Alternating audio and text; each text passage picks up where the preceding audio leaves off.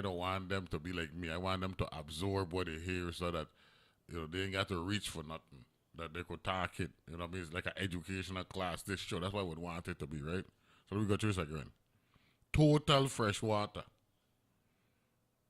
on Earth, 3%. Yeah, 3%. Out of all the water and God's and Allah and Jehovah and everybody. Yeah, 3%. Green Earth, Buddha, all the goddamn, right? Cause we want to be prejudicial here, right? 3%. 3%. And out of that, 2/3 of it frozen in glaciers and ice caps. Correct. 68%. That's why I said 2/3, right? That's not 2/3. That's a round off, right? It's actually more than 2/3. 2/3 is 66.6667. You know what I'm saying? So that's 68%, right? So we got 32% left of the fresh water that they are wrong, right?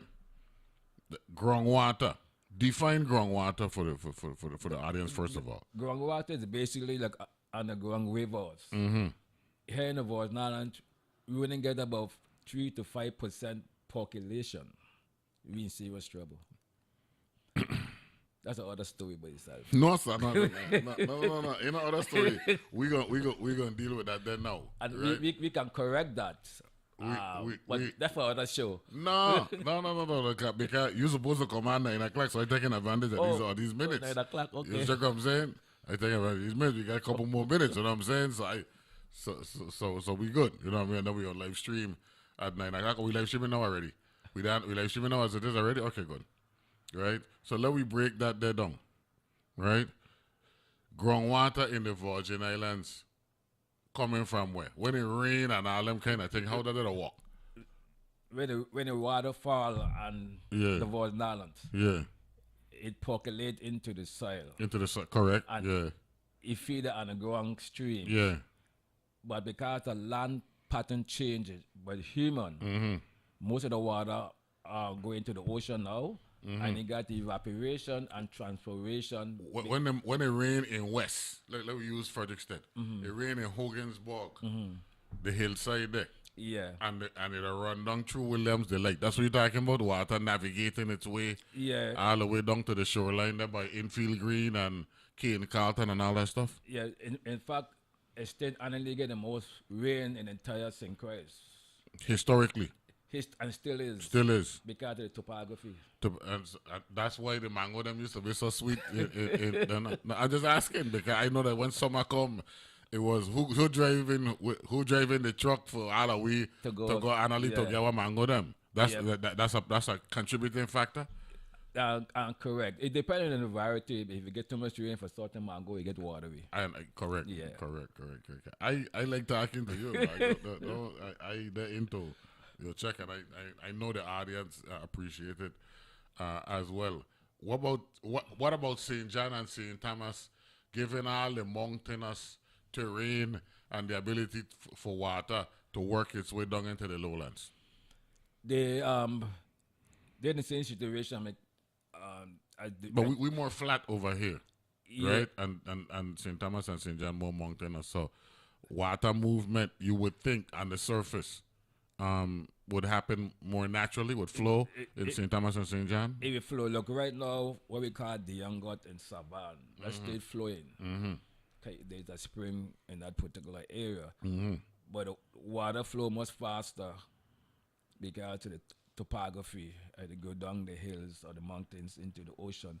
St. Croix to the northwest, the water will flow very fast, but in the center of the island, it tends to spread out, and in the center of the island, there's no stone within the streams. But in the northwest, there are stone because St. Croix is not volcanic, but St. Croix is coral impact by volcanic activity, while St. Thomas and St. John is volcanic island, not St. Croix.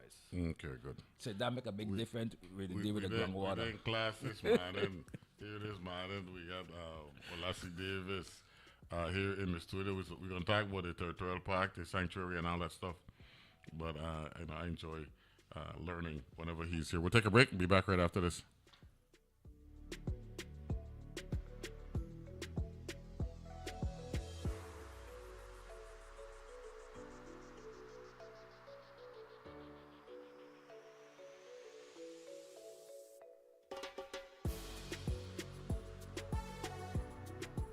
The views and opinions expressed on Analyze This are entirely those of the on-air participants and do not reflect those of the station's board, management, staff, or underwriters.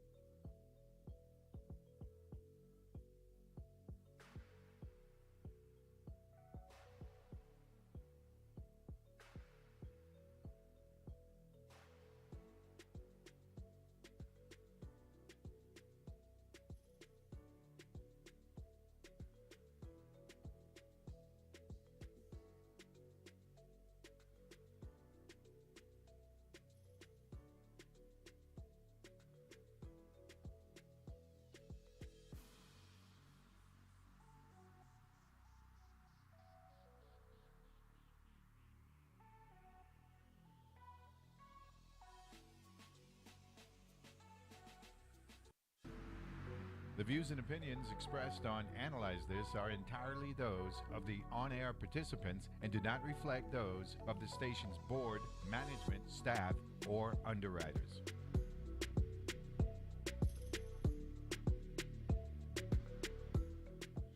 And we're back here and Analyze This, and we got UVI Professor Emeritus. They get a ranking yet? Emeritus, right?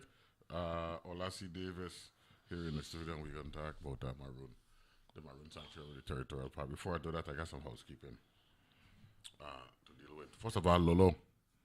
Lolo said a fellow Savanero went to school with and all them kind of things. So Lolo said good morning. Yeah, we grew up together. You know what I'm saying? Grow up together. That's what he said. That's what he said. So we good, right? And then I want to send a shout out to my brother, Marvin. He sent me a text message, and Mommy, Ursula Blake. Morning, Ursula. Morning, Mommy. Hope you're feeling well and all that stuff. You know what I'm saying? So I just wanted to put that on the record, right? Okay, you know, everybody know my father legacy. You know what I mean? Had we all over the place, and so I just didn't want. You know, when we were young, and this is just a personal thing. When we were young, you know, children, the competitive nature of children. You know what I'm saying? Mm-hmm. And my father we had a lot of we all over the place. That's one of the Doc James legacies. He had about 10 of them. But now as we age, you know, I'm 61, Marvin probably like 58, 59. All the one of them is mothers. You check what I'm saying? Yeah. That's just how it is. Yeah, we evolve and graduate out well, we there in this corner and they there in this corner and all that stuff that they don't know. You know what I mean? Once we get to a certain age, it's about love, you know what I'm saying? So once you pass a half a century, you're down the backside, you know what I mean? So I just really want to give a shout out to Ursula Blake and my brother Marvin James. So we're gonna get to the Territorial Park, right? Because that's what you're here. But I'm a history major, right? And you know that the nerdy side of me, you know, I enjoy when intellects like yourself come on and all that stuff to close off the water argument, the water discussion. Water discussion. Right? Mickey Lynch, you know Mickey, right? Yeah, I know Mickey. Mickey was on the show, and he was educating us about the history of WAPA. Of course, WAPA is a late 50s, around 1960 creation. And Mickey said he went there early 70s. He's a CVI graduate. CBI. Sure, right? You graduated from CVI too, right? Or you No, went to school to CVI and you went to the state, Southwest Missouri State, something like I went to school in Georgia. that? Georgia? Then I went to Missouri Yeah. and to graduate school in Texas. That's just in Texas, right? Okay. One of the things he educated us, sitting right there. That facility that we had in Wapa, that IDE, that's what I call it, right? The IDE, The idea, yeah. right? And it's a Israeli, right? Israeli desalination, something like that, right? That's Yeah. that's what it stands for, right? Yeah. I guess energy. I guess it is energy. I'm not sure, right? But it created. The system was so perfect. It created, arguably, some of the, if not the best drinking water. Folks would come here and want to know where this water come from, Uh-huh. right? You familiar with that Yeah, that phenomenon? Yeah, for me. Like, Right? It's a phenomenon, right? And of course, one of the voices here on the studio, here on this show, a weekly voice, Rocky Labour, he had wanted us to get into the water, into water bottling. Are you familiar with that, Olasee Davis? Yes, I'm familiar. Rocky talk with it all the time. Yes. So this is 1990s we're talking about. And now we have seen our peers, the people of the world. There's an obsession now with water consumption as opposed to the other stuff like myself, right? I'm a cokehead, right? Yeah. I need that, caffeine. So now, so I got to back off of it now because too much caffeine is not good for you. You know what I'm saying? So I need something that's similar to that without the caffeine. So root beer. Yeah. Root beer is back in my life now. When I was young, it was root beer. I got away from that. Now I cycle back to it once a month, twice a child, right? Yep. Mm-hmm. So, but water, right? You need water. So I always make sure I incorporate ice and all that stuff in it. But let me get to the water thing. Is it too late for us to get into this? You're someone who knows about this industry and water consumption and all that stuff. Even though we're 30 years late, Fiji, Dasani, all these different companies, isn't there a market for that here in the region, if not in the territory, for us to do something? Yeah, there's still a market. Yeah, speaking of directly market. There's still a market. Yeah. A couple years ago, they done some study here with local water, Mm-hmm. and come to find out that the local water much better. A lot of the water that imported into the island, you won't be surprised where they come from. Wow. And so when it touch the water here, that's why I had to buy local water here in the island. But there are still a market, and I believe that the consumer, the local people, they will support their own, and so they still have a market there for the water. No, you're an out man par excellence. I was part of a forum last week, the Bush Cook Forum, which was with Caesar Caesar Farm, and it was a week-long thing, and we got to give them props and all that stuff. We had a great conversation, right? And explain why it is multi-beneficial for us in the Virgin Islands to consume what we grow locally as opposed to what we import. I mean, the 97% importation number is actually staggering, just hard to believe, but it's true. That's correct. But economically and medically, for health purposes, explain why we need to mentally, first of all, we got to mentally make that commitment before we actually make the physical commitment. Well, first of all, health is the issue worldwide, and you need food that nutritious.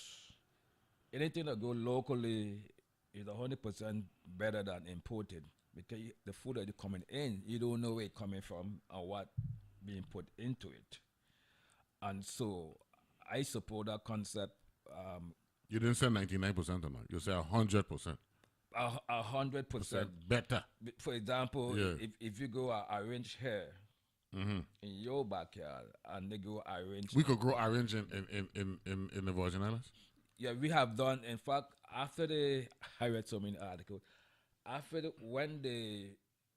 1966, when we the sugar factory was closing, they did a study. I have a study to grow over 2,000 plus acres of orange and a variety. I have a study at home. And what kill it is politics. So they were going in from the sugar into orange. They're concerned about how should they use the land. They don't want the land to be housing and develop and so forth and so on. So that's one of the issues. I have those documents going back to the late Governor Paiwanski. No, the reason why I asked if we could grow it here, I mean, I believe, our land's so fertile that we could grow anything, right? But in America, Florida is looked at as the citrus state. You know what I'm saying? Why is it? What is it about Florida? Why they are so dominant in citrus? And is it limited to Florida? They start from the early 1900s, but most of our orange juice, not so much from Florida, it comes from South America. Really? Yep. Okay. But a marked Florida brand. Yeah. So if you understand, I'll call it in fact, a lot of our food in the United States come from other part of the world. Yeah. That come in to the US. And it's branded branded in America. For example, you got Puerto Rican coffee. You go in Puerto Rico, but yet still you got United States. You ain't got Puerto Rico on it. But you come from Puerto Rico. Correct. Now, and looking at America, right, and it is what it is, right? We're an American jurisdiction, but we, when Seago, one of my mentors, was talking about the breadbasket of the Caribbean, St. Croix, that is, he was not exaggerating. That wasn't hyperbole. That was a fact. No, he was, because we have documentation. For example, St. Croix was the fourth in the world in producing sugar for 84 square miles with the 54,400 acres. For a little island to be the fourth, not in the Caribbean, in the world, from 1760 to 1812 or 1840, that's the golden era. And she was exporting sugar. Now, what makes St. Croix so unique compared to today, what you want in the sugar industry? I ask people, water. The same thing that we talk about those so there was more water back then than what we have today. So to run a sugar industry, you need water. And St. Croix, look at the island. Our aquifers are not at the levels that they were back in the day. Back in the day, it dropped tremendously over the years. But water run the industry here. No, but we're not talking about America. What is it about Wisconsin that they're big on cheese? And what is it about Idaho that they're big on potatoes? What is it about terrain in general that certain areas produce a particular product more so than other areas? First of all, okay, I agree. In my old age, I was a Green Bay Packers fan, so I was a cheesehead, right? So what is it about Wisconsin per se? Why milk and cheese and all that stuff good up there in the Great Lakes area? First of all, because the type of soil, the climate. Yes. You tend to find sweet, like this potato go much better in this particular soil than other particular soil. And that's in Idaho. Idaho. What is it about Idaho why potato so prevalent over there? Citrus in Florida. In California, it's vegetables and I drove through there 2 months ago. Yo, that was like therapy, just watching the farmland. I'm serious, and I'm not. Just look at what was painful though was that I wasn't seeing the people them cultivate for obvious reasons what going on now compared to 19 years ago when I first did it. But yo, I listening to music. I done the 101, and I pump in my cutty ranks, my oldie them, and I just looking at the land, and it's really. Farmland is really a beautiful thing. That's naturally. That's how it was in St. Croix. That's how it was for real? Many years ago. Wow. You got old pictures with that. Wow. You go from Kingsdale, you don't see this spread out. When you come over the top of the hill, you're heading west. And you're looking at the both sides, both sides heading to the UVI on the left, complex on the right, all of that, they were farmland. Going out down to Featherstone Tongue. Jeez, right. Sonyel up to the 1960s has sugar cane. Going out to the Croix Lagoon, we part now to they have the refinery and everything. So it was very pretty. I have some old pictures of how St. Croix looked like. Yeah. It's just amazing. Yeah. I'm not against the development. Don't get me wrong. No, neither me. The development is a natural evolution. So I that's got a problem with that. You know That's what I'm saying? important. Yeah, but we got to maybe go back to the drawing board and look at how we could get a piece of everything as opposed to just committing to one or two. Yeah. You follow what I'm saying? That's to me that's the definition of diversification. Yeah. And for St. Croix, it was not if we get only one or two crops, if we concentrate, like for example, sorrel. Yeah. We have a hybrid sorrel in UVI that developed by one of my colleagues. And sorrel have a long shelf life. So you can go sorrel like on a 10 acre, 5 acre, and for the market and have sorrel for years because you can make juice. So you concentrate on one crop, for example. Other one is thyme. Thyme, people like to cook. So you have to use your cabeza, think. And this will put us on the market. What is it? Now I thinking like a senator now, right? Because I've been in the arena. You know, when I'm hearing you talk, right? I'm thinking we need to get into something marketable, right? Can't just be rum, right? Because rum manufacturing, actually, the crop is molasses. Yeah. And that ain't here. That's what, Guatemala? Yeah. Right? That's another classic example there, right? Yeah. Where we talk about Wisconsin, Idaho, California, Florida. Now we're touching on molasses, which we import from Guatemala. We bring it here. And the reason why we were good at it here really had nothing to do with here. It had to do with our distilling and manufacturing skills, right? The Hardinell Chops of the world, right? Their ability to master, right? That blending. That's what rum is all about. And then the aging, right? Aging. Right? So now that you mentioned sorrel, right?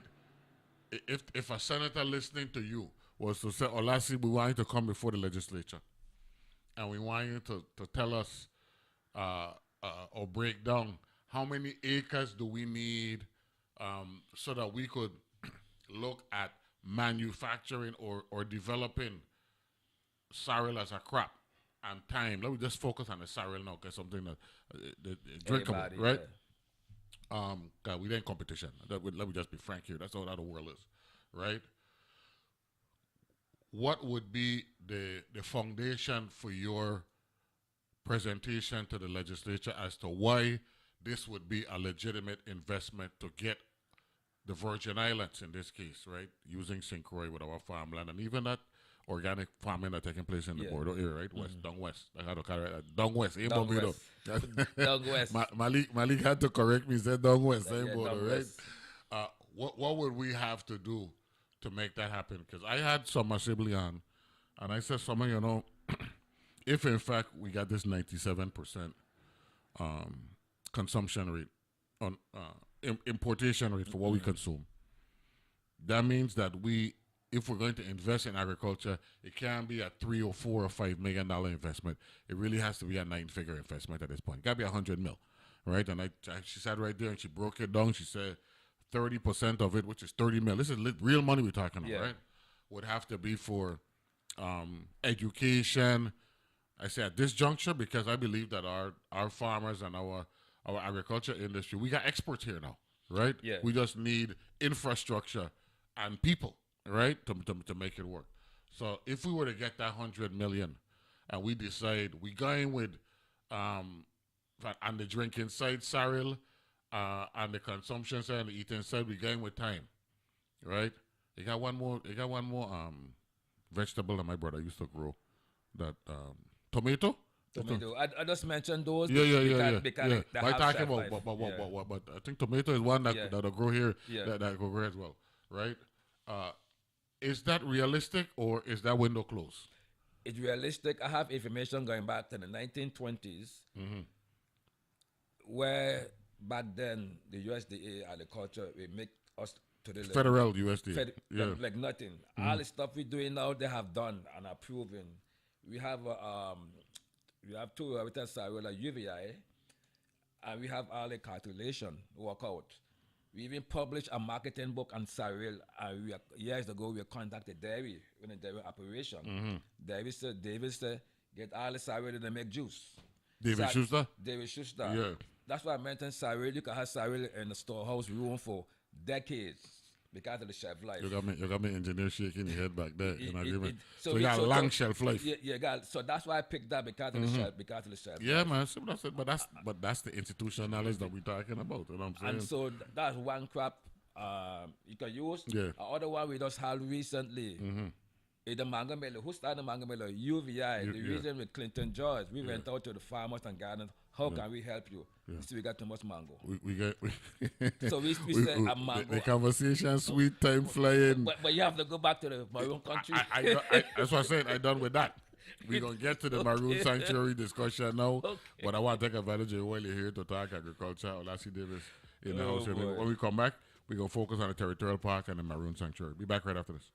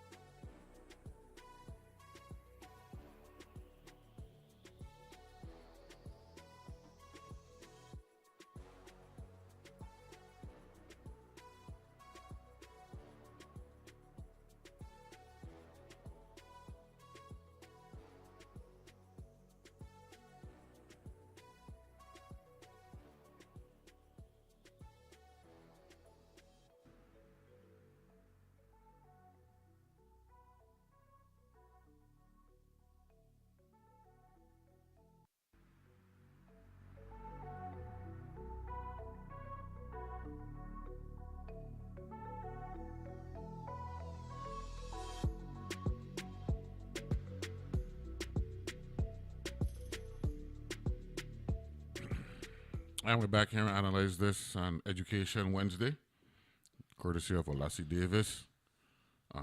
Savanero? Yep, Savanero. No, Lolo text me, man. So, That's a part a lot of the brains come from. Yes, a lot of the intellect. They say in St. Kitts is Sandy Point. Yeah. In Trinidad is Arriba. Every place got a certain area. So Vaughan Hodge, out of Savannah, you know, he's a genius. You know. That man there, that's a special human being. You know what I mean? So I know exactly what you're talking about. What is it about St. Croix that brought you to Maroon Ridge? You told me about you're a Virgin Islander. But right? my great grandparents were the Johannes. So that's La Valley. Yeah, so I like Kalaloo. That's La Valley. When I hear Johannes, I think in La Valley, right? Yeah, La Valley, yeah. La Valley, right? Ecoy, all of them over there, right? And all that stuff, right? How many ridges do we have on St. Croix? How many ridges? Yeah.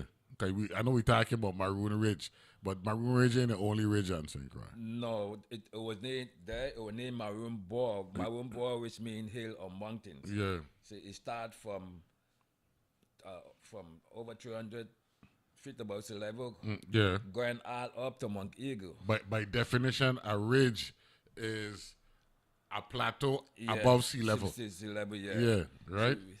So, Salt River, Yep.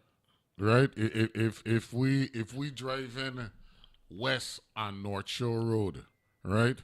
We are actually on a ridge until we get to Morning Star. Correct. Then we go down into a valley area, into the Salt River, and then we work our way back up to another ridge, yeah. right? And then that from that area there, that Carambola, what a Cane Bay area, all the way to Frederickstead to Hams Bluff is an extended ridge, isn't it? But that's the reason why the late Fitz Lovett, he born in 1907 when he was a senator. And when St. Thomas, they developed their ridge in the north side of St. Thomas. That's how the one over here get developed. And then all in 1950s, it cost $50,000. Yeah, pull the microphone a little closer. It start from Morning Star going all along to Ham Bluff. Hams Bluff, yeah. Start that entire ridge going that way. And we got two big mountains on that side, the Blue Mountain and Mount Eagle. Mount Eagle, yeah. But we also have, when you get to Fountain Valley, the Estate River. From there, all the way down, and that north side there, go through the back of Grove, Mahogany, all that whole area there, right? That's all ridge. All ridge, yeah. Wow. And then, then you have out in the eastern two parts of the island. Correct. Out there by Mount Washington, Mount by Washington. Union area, heading up towards You got Seven Hills. Seven Hills before you get to Turner's Hole and all that stuff. That whole area there, ridge area again. Ridge area. Yeah, that's it. That's interesting. Now on St. Thomas, I'm gonna come back to Maroon Ridge. Yeah. Right, St. Thomas, the whole northern side of St. Thomas, after you leave Smith Bay, right? You get up, you make that incline, you go up on that top there, and you can see yours Van Dyke, and you can see all the other island. From there all the way down to west. West. That's a ridge. I'm telling you, man. I check this out, right? There was a lady that I'm old school, right? Yeah. There's a lady, right? This is like, I'm not even gonna tell you what year. I want nobody speculated, but clearly I don't laugh, right? So I said, "Yo, I'm old fashioned." She said, "What do you mean?" She said, "I like driving at night and talking to people." You know what I'm saying? And we did that. She said, "Okay, cool. We'll do that." So we literally drove that coming from Smith Bay all the way down, and of course, them road down, they're pitch black, you know what I mean? They're located. But it is a remarkably beautiful drive. It's very pretty. And it's scenic. Even at night, you get some of the most beautiful views. And you head in down there, and it takes you to, where be like, past Content area. Yeah. Past the Content area before you actually get to cycle down, and then go around, and then go around to get back down to down West and Bordeaux and all that stuff, right? Talk about that scenic, beautiful ridge there. We're talking ridge. That's a really beautiful ridge, especially for taxi drivers. Oh yes. In time for tourism. Yeah. Pull the microphone down. Let's pull it down and pull it down. No. I would tend to the actual mic itself. Yeah, there we go. And then I can go back up. Perfect.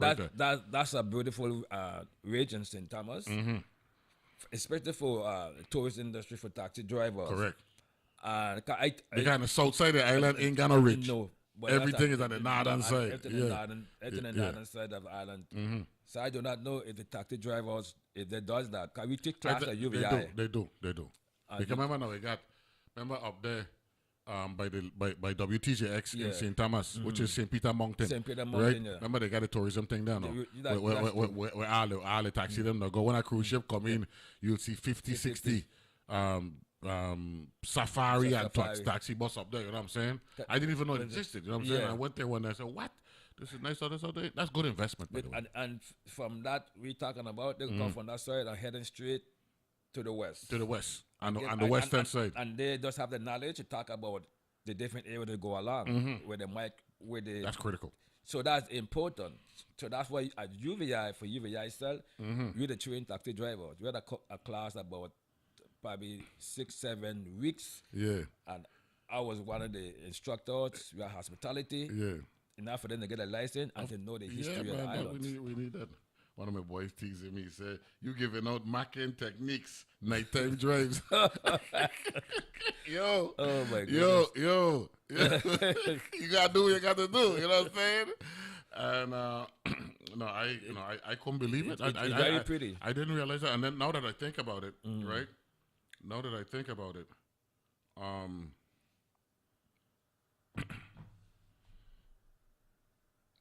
that's why the Marlin them and all them record Wahoo and thing get catch on the north side of the island. Yeah, that's correct. Because the water deep over there. That'll be heading towards that trench area, that big trench, that Puerto Rico trench. Yeah. Okay, that's interesting. On the St. John side, what kind of ridge were we talking when we leave Coral Bay and we head up over Carolina and heading back to Cruz Bay? Yeah, that would be the ridge area there? The ridge. Yeah. That's a pretty ridge too. Yeah, man. Yeah. So talk about the Maroon Ridge. Where you want to start from? Wherever you want to start from, man, I yield to you. Yeah. I will start with this. Now, I wrote over 8,000 articles from the 1980s. Most of them is online because in the 1980s we didn't have we didn't have we didn't have internet. So a lot of these articles, some of them is on the internet now. You said 8,000 or less? Over 8,000. I'm a writer, so I like to write. Olasee, you said 8,000? 8,000. Olasee. 8,000 articles. Olasee, 10 years is 3,650 days. 20 years is 7,300 days. 30 years is 10,950 years. And you say you write the equivalent of about 2,700 days per article? Article per day? You remember now, if I write an article every week. Yeah. So that's 50 times 40 is 2,000. And sometimes it's more, sometimes it's it gonna be 2-3 a week or less. Sometimes I write in a week, something is more than one. 4, yeah. Wow. Not just for the paper, but for because elsewhere. we see your article used to be all over St. Croix, Avis, Daily News. But you also on periodicals, internet come out in '94. In magazines. Magazines, yeah, man. And so, right now, UVI probably have 5 to 1,000 online because folk from all over the world use the articles then. Of course. So when in this as relates to the Maroon Ridge, you go back as far as 1650, right? But that was just dealing with the history of St. Croix and occupation. That part of the island. Yeah, that part of the island, right? That is a summary. And it says St. Croix were under the French 1650 to 1696, right? Now we know 1733 is a big year, a landmark year in the Virgin Islands. 2 things happened that year, right? St. John Revolt and the purchasing of St. Croix from the French, right? The D in them, right? Yeah. So what you're saying from 1650 to 1696, St. Croix was under the French occupation at the time. No documented French occupation of the northwest section of the island between what we spoke about, Cane Bay and Hams Bluff. So what was going on over there? Well, remember that before the French was here, there was Irish, Maroons and St. Croix before the French came to St. Croix. By the way, define maroon. People know maroon to be a beautiful purple color, burgundy color, but maroon is also a human being. Maroon is dynamic. Mean wild. They got different definition for so you mean wild pig or ape, for example. Yeah. So anybody that we want to really call them a maroon. Uninhabited, so to speak, right? Where like a terminology we'd use with our ancestors when they were slaves, right? When there was whenever there was a revolt or something of that nature there, right? They would apply the maroon terminology, and you say wild being that it wasn't controlled, it wasn't contained, right? And they use the same application to us, right, as human beings, right? Throughout the Caribbean. Yeah, throughout the Caribbean and North America too. Okay. Florida, North Carolina, South Carolina, and Central America, they call them bush Negroes. Okay. That's a maroon. Maroons. Yeah. It's actually a verb, but they use it in like an adjective. You check what I'm saying? Yeah. To talk about us. Okay. So that northwestern side, that Maroon Ridge over there would go from where to where? By definition. That go from there straight up to Mount Eagle. But so when people talk about Maroon Ball and Maroon Ridge, they only talk about that small part, but the extended going straight. Because Mount Eagle also had maroons. Mount Eagle ain't a Cahoon heading west. Oh my God, that's a beautiful map there. Pastor, let me show that to the public. Yeah, you see the circles there? Those they with maroons. Those are maroon. We part with history. Glenn, why you got this on the camera? We got this on, they could see this, right? Point by my face, and they could see it, right? And they got some circles here. You got how much are them? 7 of them? Yeah. 7 of them. One down on the southeast side here. That would be by Spring Bay. Oh, that's a little bit east of Halfpenny. East of Halfpenny, right? Yeah. Then you got a big one there by the Territorial Park. Right? That's the long one. Right, that's the one here. And right? then that one and then this is Christianston. That's eastern area, This is the Territorial Park. Yeah. You got 3 ridges associated with that, right? Yeah. But one in particular, this one along here. And then we got 4 on this backside here. And northwest. That's the northwest, heading down towards Sandy Point. Sandy Point, yeah. And all these are ridges, right? This is where people would, these are lookouts. That's why Ridge Bay, right? Where a lot of our ancestors would have, people looking out to protect us. Yeah. Because, let's face it, that was a different time back then. Back then, yeah. You know what I'm saying? So, wow, this is awesome. So, now, when Denmark came here... Now, before you go that, let me just explain this. Freedom within slavery. Yeah. Right? And you got Maroon Ridge, Mount Eagle Ridge, and then you got the Seven Hills area. That's on the eastern side. Eastern side, okay, hold on to that there so the public... And where can we access something like this? There's this pamphlet that you got here, or that's a collector's edition that you got. It was a program that we developed, and that's my copy. I have a big archive at home. No, we understand that. It's online though. Yeah. Now, the Maroon Ridge, that Mount Eagle Ridge you're talking about, what was the main significance of that? Runaway slave or enslaved, when they run away, they tend to live in places that is very difficult to get to. Any part of the Caribbean or United States or South Central America. And so, like I mentioned earlier, St. Croix is not volcanic, but indirectly impacted by volcanic. So the northwest of St. Croix is the most difficult place with cave, and the most deepest water that any part of St. Croix is the northwest. Okay. That connected there, from there heading toward Puerto Rico. Now Ham's Bluff, that's elevated. Ham Bluff started from 300 feet above sea level and going up to almost 1,000 feet on the other side. Yeah. Wow. And if you go to that area there, you could see how the mountain comes straight down.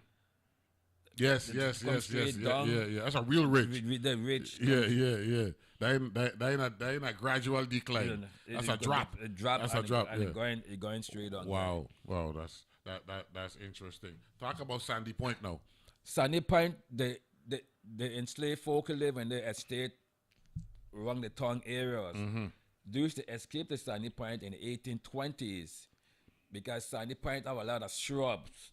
It was a mangrove area? Mangrove. Yeah.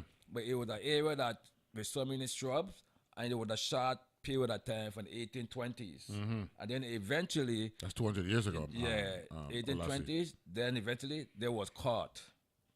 But Maroon Country or Carl, it came right down to 1848. So that's emancipation. So if you turn on the other page, you will see that in the next page. So that's a very special part. And then that part of the island, Louisa and Puerto Rico, there's 4 from St. Croix. over 300 years ago, runaway slave went to Puerto Rico. That's another topic by itself. Yeah, that's another discussion. And Louisa, we don't refer to that as the Black Papa them. Yeah. Right? Canovanas, them other area there, Morovia, that's certain part of Puerto Rico. That's one of the areas, Louisa. They came again. This information is online. Yeah. I wrote a lot, and a lot of them, and they got a lot of them in Dominican Republic too. They have also an area set aside. San Pedro de Macorís. So for Maroons. Yeah, San Pedro de Macorís. And for Jamaica, of course, they have with a Spanish tongue and all that stuff over there. Right? We're talking with Olasee Davis. It's Education Wednesday here on Analyze This. We'll take a break. I'll be back right after this.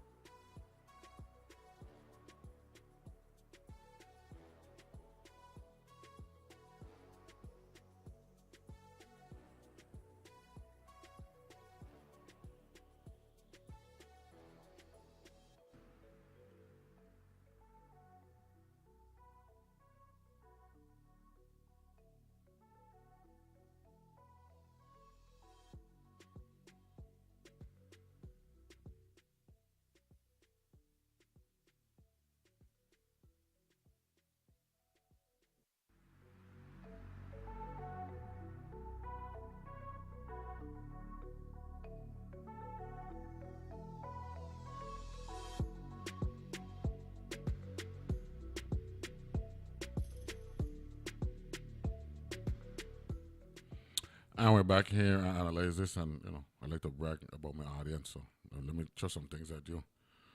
Clifford Graham, former senator, said, "Not St. Peter Mountain, Mountain Top, but they ain't right next to each other or one and the same." Explain that dynamic. I could have swear that Mountain Top is incorporated in St. Peter Mountain, or is twin mountains. They're close. They're close. Okay, so it's two different mountains, right? Mountain Top. I know Croix Mountain is more west, right? That's more west, right? But St. Peter Mountain, so Mountain Top, they're right next to St. Peter Mountain. Because St. Peter Mountain also feed into Savannah streams.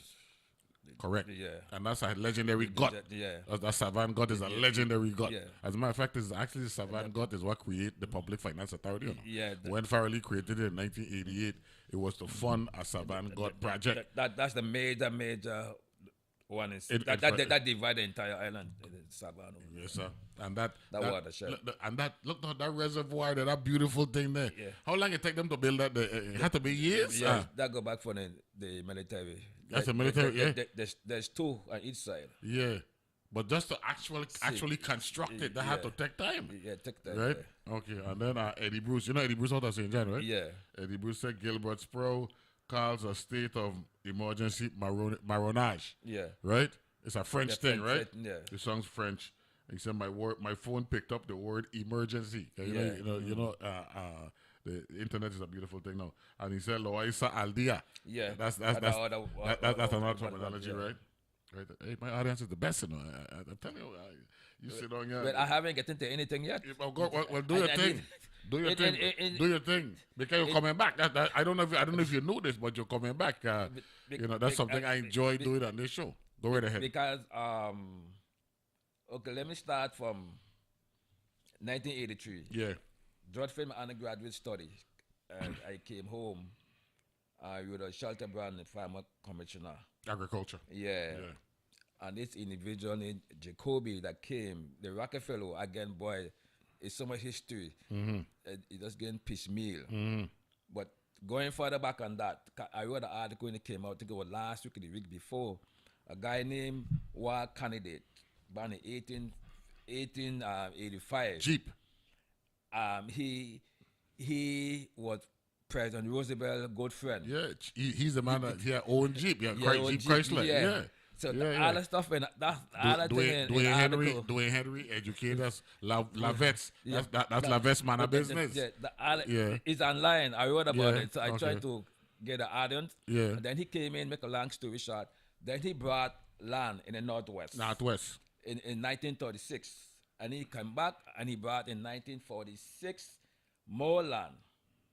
And to make a long story short, then before he died, he was going to get some of the land to a university, but for every reason, he only got one daughter. Okay. So the Rockefeller bought the land. Yeah. Over 4,000 plus acres. Then this guy came in Jacoby in 1983 to buy the 4,000 and the uproar in the community. So we have our this is Northwest St. Croix. Northwest St. Croix there. I will name some of the land I have them in my head. Go ahead. And then we have our first public hearing at CVI. And that's how I came in for 42 years trying to protect this area. And so this is 83 you're talking. 1983. Yeah. I would just finish my undergraduate study. I promised the late Governor King I'd be going back to school. Because he was my mentor. Yeah, okay. The late Governor King. And that's how from 1983 until a couple months ago, the land was protected. It's a long history. Couple of months ago, what happened a couple of months ago? The governor signed official document, and it became Maroon Sanctuary Territorial Park. But again, there's a lot of history in between. Is it owned by the people of the Virgin Islands? It's owned by the people. It's over 2,469 acres. And the land of, for those on St. Croix, across from Cambola, I like the old name, across from Big Fountain, the land across the Hermitage, 3 or 4 estate. Davis Bay. Not Davis Bay. Not that far down. Across from Cambola Golf Course. Across from the Golf Course. Part of the Golf That's Course, river. The Fountain. Yeah. Hermitage and so forth. Yeah, we're Fountain Valley. So all the land is part of the land. About 1,100, 1,200 acres go up to Monk Eagle. Now from right above Big Fountain, that land from that side heading totally west of the island, the northwest of the island, which included, for example, Mount Stewart, Sweet Bottom Bay, Annalee Bay. It included Bagton areas, part of Spring Garden, a whole particular area that going along to Oxford. That's class. That's Lawette. Yeah, all that particular area there. Go up on a hill, Go Tony up Felix, and go Tony across. Felix on them. So Within the land, there's two. Within the land that we acquired, there's 2 burial ground. One in Estate Annalee, or one in Estate Hermitage River area.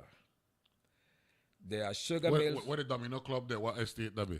That Montpellier. That's Montpellier, okay. Yeah. That's one of the... So the land come right down to that area, the border. That's one of the numerous Montpelliers on St. Croix. Yeah. What, you got about 4 or 5 of them? Yeah. Yeah. I know of 3. Three. I know you got one right here, not sure. Not sure. They got that one there down there. And they got one up here. Yeah. Right? Yeah, okay. Yeah. And so it border Montpellier going across to Estate Orange Grove in the west, going all across down to Oxford, a border part of Mount Victory. Mount Victory. And we got another up there. Nicholas, yeah. You got Rose Hill. Again, that's all ridge. All that in the article. So I don't want to go so much in detail. I want to get to the meat of it before. Get to the meat. No. By the way, you know that you ever seen that photo before? Yeah. I should see faces smile, man. That's Cyril King and his heyday. He was the one that when I was in college, he sent me money. Yeah, so that's my mentor. Yeah, okay, yeah. I read this part here. Yeah, go ahead. George Washington was born as a slave in Maroon Country, North Side Quarter A, Estate Annalee, in 1836. He died March 10, 1887 at age 51. This is George Washington, is it? George Washington, a slave. A slave, We have him today now. And he died at 51 at Spring Garden Estate.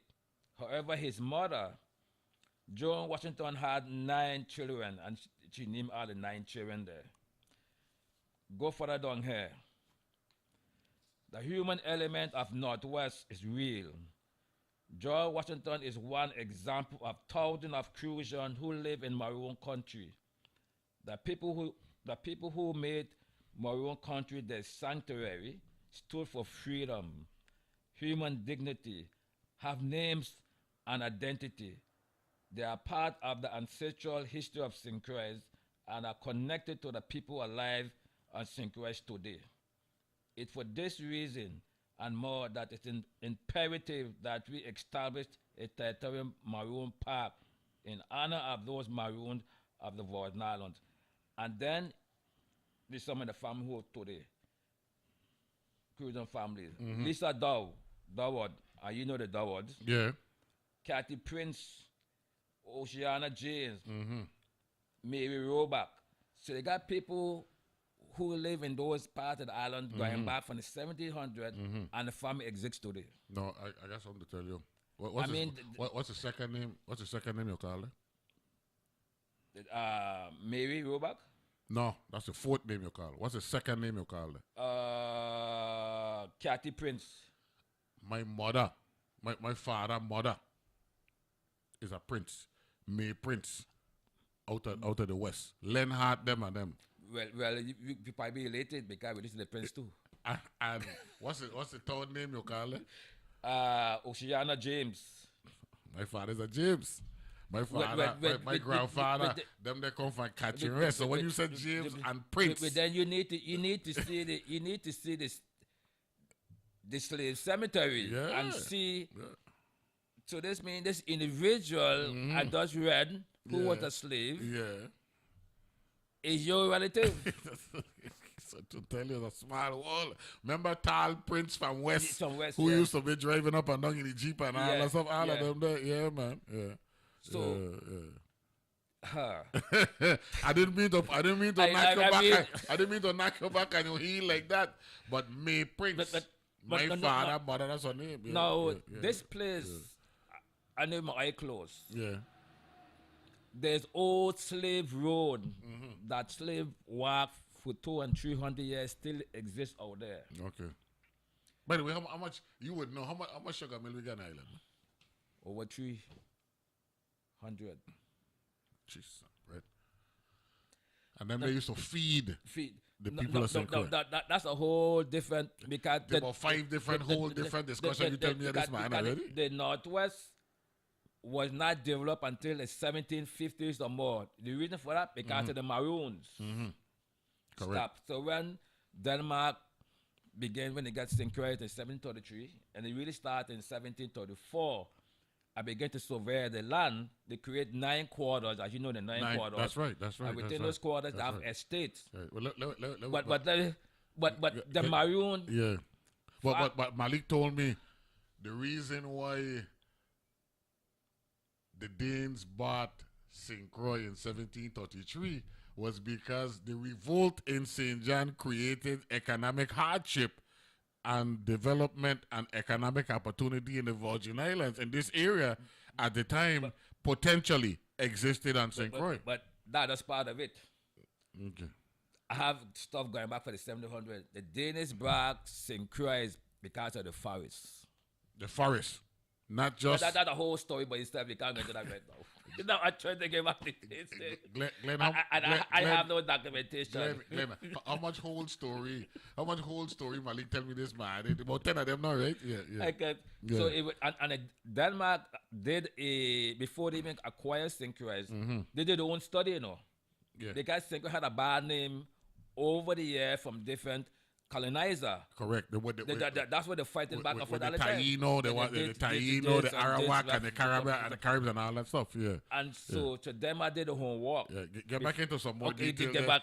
Because you're coming back. Yeah, I have to bring you back. I just let you know if you're available. Yeah. I want you to come back. Okay. So I just let you know now. So you ain't got to feel obligated. I will set it up so that you come back and pick up part 2 of this discussion. Cause Harry Freeman out of St. Thomas want to know if what you talking about today is being taught in our schools, right? No, that's another whole story again, like you claim. But right? I have taught thousands and thousands of our students behind and Wallace Williams said, "All hail Olasee," right? And you know that's your boy, right? Yeah. Right. All hail Olasee. Thanks for your research and sharing. So because of that, I got to bring you back. But talk about another detail, one more detail before we done for today, because today was awesome. Well, this radio station here, Glamour will tell you, they went to the cave, rediscovered St. Croix, that's online. Okay. So there's cave in this particular area there. Where there? The cave where the cave is sacred and people can go to the cave, but I don't get into the cave. Okay. It's very sacred. Okay. But the cave them in the northwest, starting Northwest from the Ham northwest Bluff area and quarter, coming yeah. straight across, Yeah. going all across to Wilby. People get confused with Allende Bay. Within the areas, there are different bays. Allende Bay is just one. The one that people go to a lot, that's Will Bay, not Allende Bay. Okay. You got Sweet Bottom Bay. You have Prosperity. You got 2 Prosperity. The one in the west, one in the northwest. Yes. And then they got Sweet Bottom Bay. Then they got Will. Then they got Wilkes, Allende North, Allende Bay. Okay. But people always before And they actually wanted to develop Annalee Bay one time to be honest. Yeah, all that stuff is online. I heard that. All that stuff is online. And it was attractive for developers and all that stuff. Yeah. They like Annalee Bay. You know But that's the reason how Succeed, which is a non-profit group I was involved, started it back in 2006. Okay. I tell you already from 1983, I tried to protect the area. Okay. Now, but can't we? And I know you know I understand you're wanting to protect the area, but can't we do things from an eco perspective to have development while protecting some of its natural features? Don't you think? But too late for that now. It's a park now. It's a park now. And the park, the kiddie, Edward, they will have public hearing. You hear the word now, Maroon Sanctuary. The word sanctuary is to guide in the development of the area. Correct. And it actually limits economic activity because in fact, it enhances. Because well, I don't want to counter what you're saying. What it does, when I say limit, I mean it allows for features to be retained when you call it a sanctuary. But before it became a park, it was being used for research. There's people from all over the world do research over there. I have students. In fact, the student I work with for UVI. Wednesday, November the 5th. Good for you? for part 2. Before I leave, I look at my calendar. Check your calendar. If not the 5th, the 12th. Because I want it to be a Wednesday. Right? And so we will get part 2 of this discussion and get into more details. Okay? The time is already up already? That's what I'm trying to tell you. This thing that be rich and sweet. That's what I'm trying to tell you. We haven't started yet. That's what I'm trying to tell you. You know what I'm saying? That's why I don't know that this would have. Same thing with Malik when he came on. I said, Malik, what you talking about? That's going to require 2 and 3 more shows. So either the 5th or the 12th, let me know. Okay? Well, I'll let you know before I leave. Thank you very much for joining me today. Thanks for the education. The audience appreciate it. I'm looking forward to part 2 of Maroon Sanctuary discussion. Okay, Olasee? Thank you. Those of the on-air participants and do not reflect those of the station's board, management, staff, or underwriters.